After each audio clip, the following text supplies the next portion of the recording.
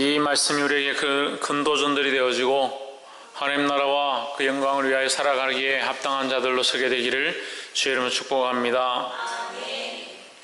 21장 1절에 보면 다윗의 시대에 연분연 3년 기근이 있으므로 다윗이 여호와 앞에 간구하며 여호와께서 가라사대 이는 사울과 피를 흘린 그 집을 인함이니 저가 기브온 사람을 죽였음이니라 하시니라 했습니다.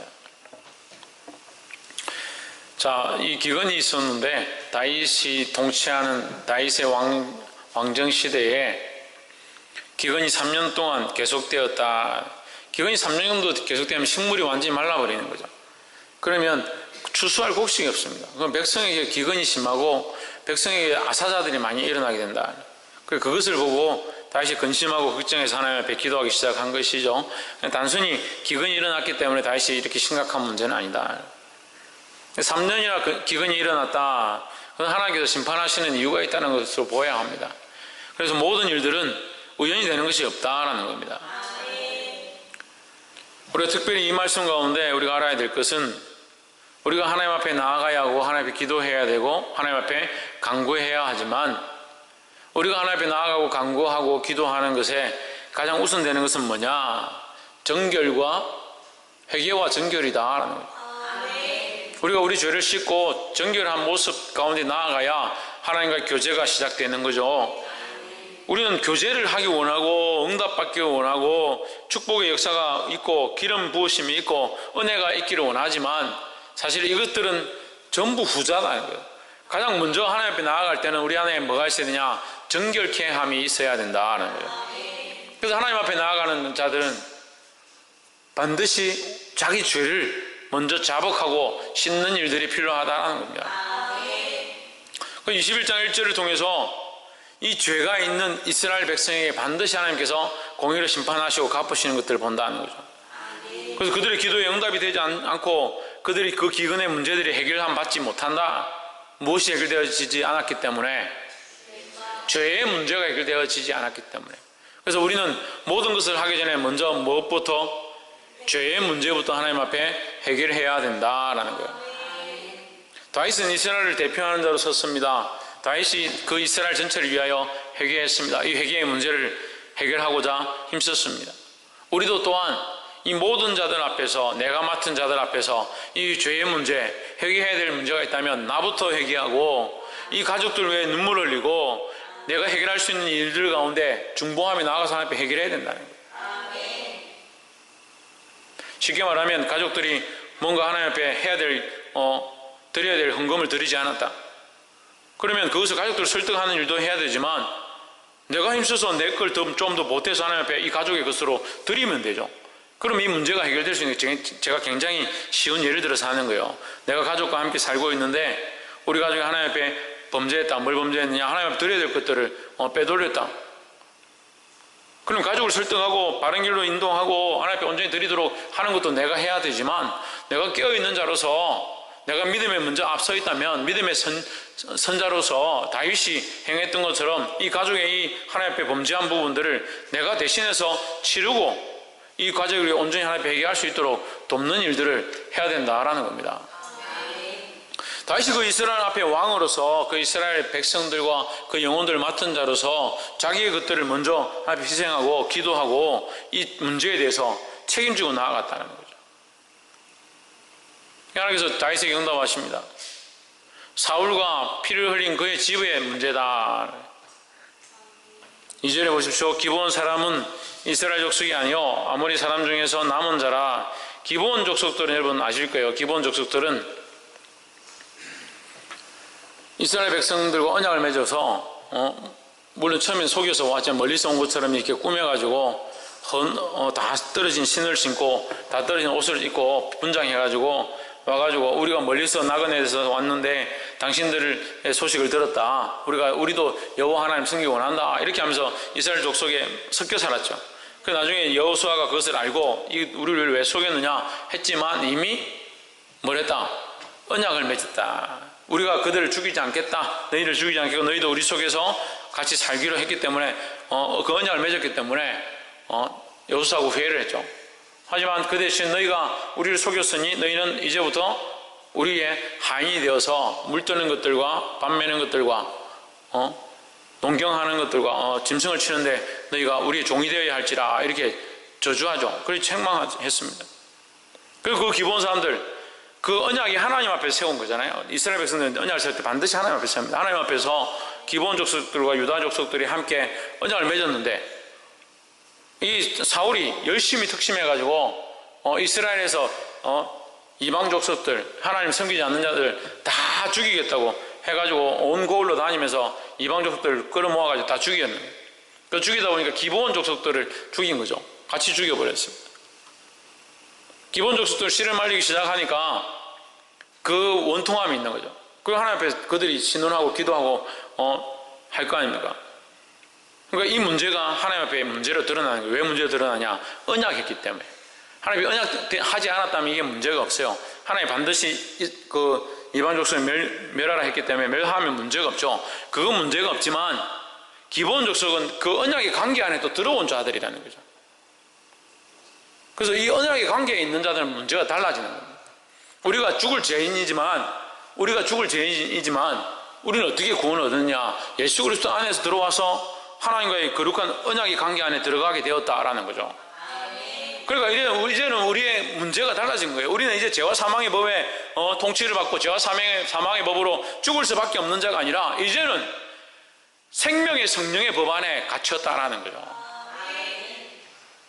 그리고 생명의 성령의 법 안에 갇힌 우리를 누가 너는 죽을 지옥 갈 백성이고 끝났다라고 한다면 그건 잘못된 얘기라는 거죠.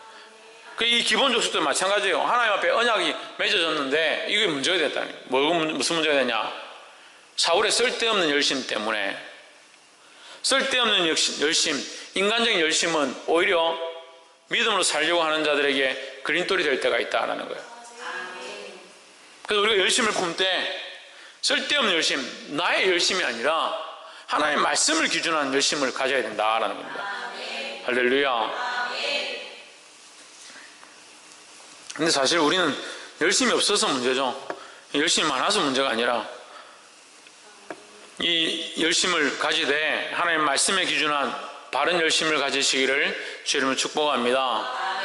다시 정리를 하면 결국 사울이 열심을 가졌지만 잘못된 열심, 말씀을 기준하지 않고 자기 감정과 자기 생각에 이방인들은 다 죽이겠다라는 열심으로 그들을 죽이다 보니까 이 하나님과의 언약한 것까지 넘어서 버렸다는 거예요. 그게 문제가 됐다는 겁니다. 그러니까 우리가 열심을 품 때 거룩한 것들과 성별된 것들과 하나님의 뜻과 하나님 기뻐하신 것들이 구별할 수 있어야 된다. 그래서 말씀을 기준으로 한 이 열심을 가지시기를 주의 이름으로 축복합니다. 그래서 이 사람을 죽인 이 피 흘림 때문에 어쩔 수 없어서 다윗이 어떻게 하느냐? 피값으로 갚습니다.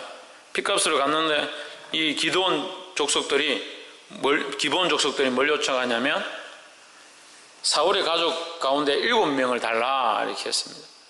7명을 달라 했습니다. 7절에 보십시오. 7절에서 그러나 다윗과 사울의 아들 요나단 사이에 서로 여호와를 가리켜 맹세한 것이 있으므로 하십니다. 사울과 맹세한 것이 아니라 사울과 언약한 것이 아니고 여기 맹세라는 것은 언약입니다. 사울과 언약한 것이 아니고 누구와 언약한 겁니까? 누가? 예, 다윗이 요나단과 언약했습니다. 누구 앞에서? 하나님 앞에서 언약했죠. 그래서 하나님 앞에서 언약한 이것을 지키려고 다윗은 또한 요나단의 그 자식을 내어줄 수 없었다라는 거죠. 자, 이 급박한 상황, 선택의 조건이 몇 명 안 됩니다. 남아있는 사람이 몇 명 되지 않았기 때문에 그 선택의 조건이 몇 명 되지 않는 이 상황에도 다윗은 뭘 생각하느냐? 하나님 앞에서 언약했느냐 하지 않았느냐 이걸 생각하는 거예요. 단순히 그냥 사건으로 보면 그냥 몇 명 죽였더니 그 몇 명 죽인 사람들이 억울하다, 몇 명 죽여달라 그런 문제로 볼 수 있지만 이것을 철저하게 하나님 앞에서 말씀으로 본다면 이것이 하나님 앞에서 그들이 한 행위냐 하나님 없이 자기들 마음대로 한 행위냐 이런 차이에 따라서 선과 악으로 나눠지는 거예요. 이거 하는 말씀이 없으면 사울이 이방인 죽인 게 무슨 죄가 되고 다윗이 요나단의 아들 머비보셋을 살린 게 뭐가 선이 되겠습니까? 하지만 하나님 앞에서 했기 때문에 사울이 하나님 없이 자기 감정으로 자기 생각으로 이방인들을 죽이려고 했고 그게 하나님의 뜻이라고 자기가 맞다라고 막 우기다 보니까 열심히 넘어가서 잘못된 하나님과 언약되어진 그 기브온과 이스라엘의 언약을 잊어버리고 그들을 죽였던 이 실수를 하게 되었다. 하지만 다윗은 이런 급박한 상황 가운데도 누구를 살리느냐? 하나님 앞에 언약의 자를 살리는 거예요. 누굽니까? 머비보셋을 살린 거죠. 요나단의 아들 머비보셋은 아끼었다는 말은 살리고 이 말이에요.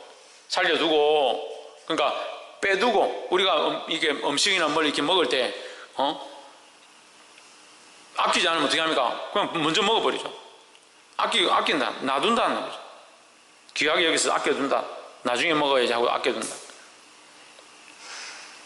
재료를 쓸 때도 이거 뭐 별 필요 없고 빨리 쓰고 없어지면 좋겠다 싶은 걸 빨리 쓰고 처리하는데 이거 귀하다 싶으면 아껴두잖아요. 그냥 빼뒀다 이 말이에요.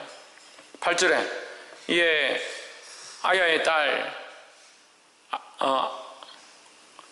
리스바에게서 난 자 곧 사울의 두 아들 알모니와 머비보셋이 아닙니다. 머비모셋과 여러분 성경이 오타 같은데 머비모셋입니다. 머비모셋과 사울의 딸 메랍에게서 난 자 5명, 총 7명이다. 그 7명을 내어줬는데 결국 그들을 목매달았습니다. 그들을 죽였습니다. 누가 죽였습니까? 기브온 족속들이 죽였죠. 기브온 족속들이 죽였는데 왜 목을 매달았느냐? 그것은 이방인의 간섭입니다. 그러니까 이것은 좀 성경적이지는 못하죠. 성경은 어떻게 합니까? 율법적인 방식은 어떤 사형을 원합니까? 네? 율법적인 죄에 대한 처벌은 어떻게 징벌합니까? 뭘 눈엔 놈입니까? 돌로 쳐 죽이지, 돌로 쳐 죽이죠. 돌로 쳐서 죽여라 돼 있죠. 근데 지금 이 기브온 족속들은 목을 매달았으면 이게 성경적인 건 아닙니다. 하지만 어쨌든 그들의 언약을 파기한 그 이스라엘에 대하여 결국 그 값을 갚았다라는 거죠.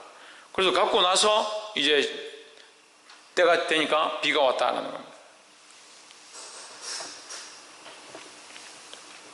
그 뒤에 이제 또 다른 사건이 있습니다. 또 다른 사건을 하나 더 봅시다.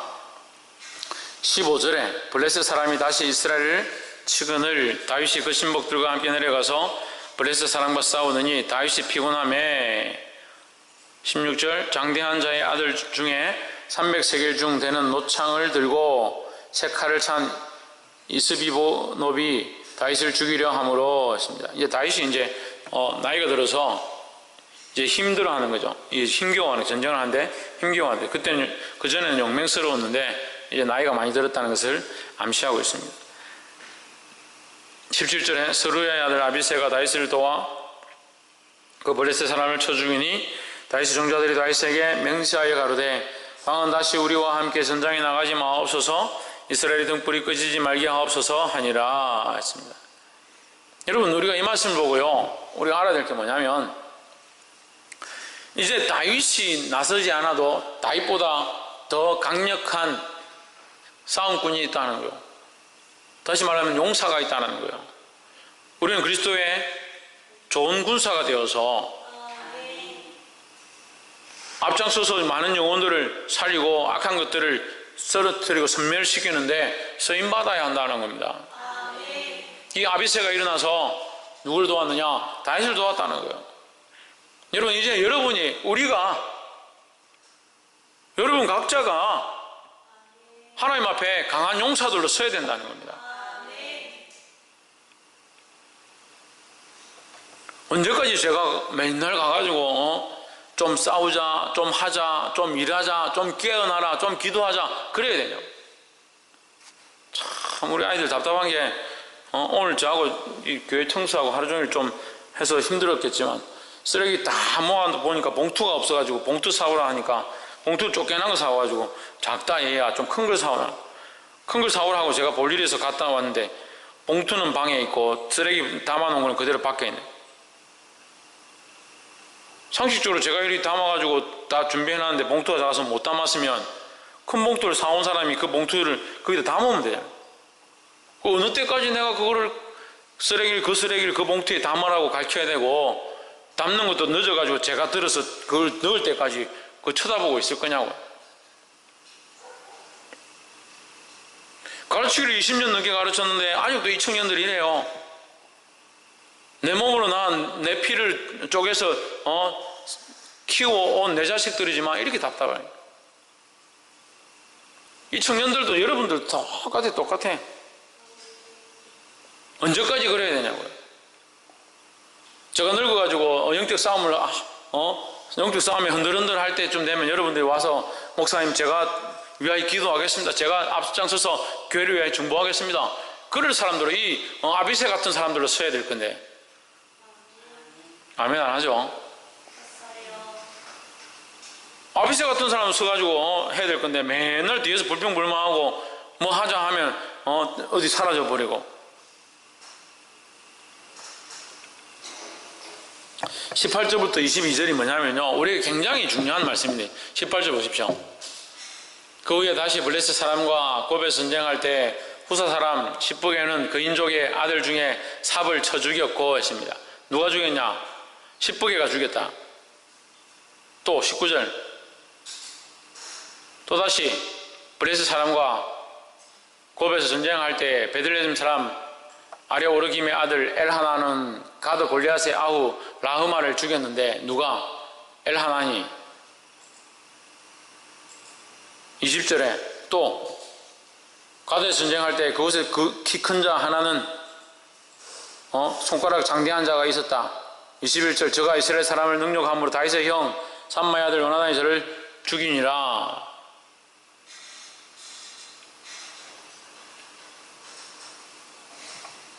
또 22절 이 네 사람 가드의 그 인족의 소생이 다윗의 손과 그의 부하들의 손에 다 넘어졌더라 했습니다. 여러분 이게 이 사무엘하 21장은요 사무엘하 21장에 나와 있는 18절부터 22절 이건 여러분 표시해 두십시오. 15절부터 22절 이거는요 구약의 사도행전입니다. 구약의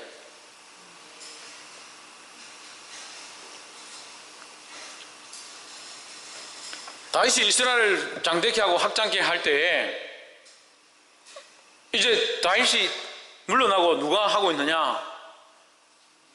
그 밑에 형제들이 또 그 밑에 부하들이 일어나서 점령하고 적군을 무찌르고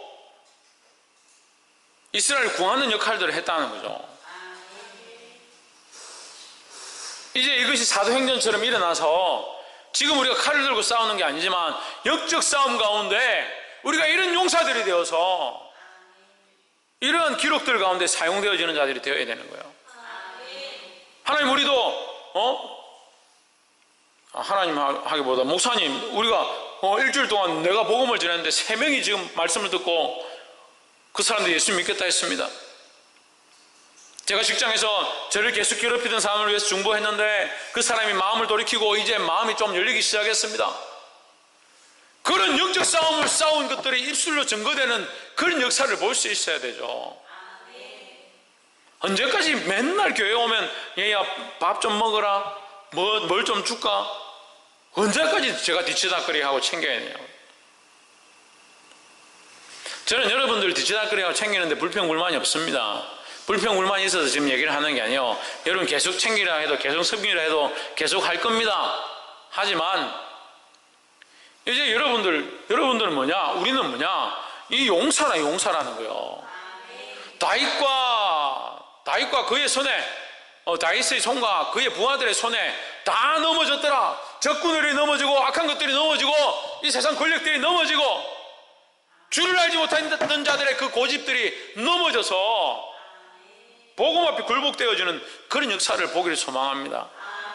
누가 사용되어져야 합니까? 우리가 사용되어져야 합니다. 옆에 사람 보십시오. 우리가 복음의 용사로 사용됨을 받읍시다.